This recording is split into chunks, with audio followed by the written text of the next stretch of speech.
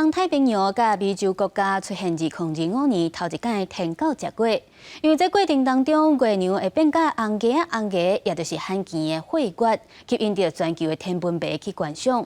因为后一届天狗食月是9月初8，伫咧台湾就会当看到。 民众伫天文馆外口草埔，有人个家己准备碰喜，毋是因为要看演唱会，是迎接2025年第摆天狗食月。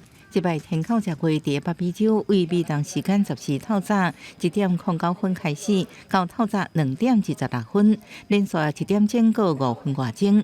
这期间，月球因为互地球大气直射的日头照到，出现东红色，正做正罕见的火月现象，吸引全球天文迷拢来看。 Pues es una vez al año más o menos, así que nada, quisimos aprovechar y venir a disfrutarla. Y hoy, bueno, es un día señalado porque tenemos un eclipse lunar total y desde esta ubicación, desde Gran Canaria, se puede ver casi por completo.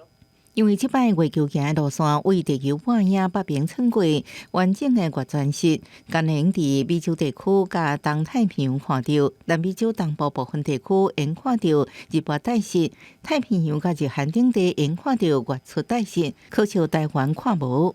Which means that the sun, the earth, and the moon will be aligned. The moon will pass into the shadow of the earth and turn a deep red-orange color. A total lunar eclipse is an extremely easy thing to watch. You don't need any aid to your eye.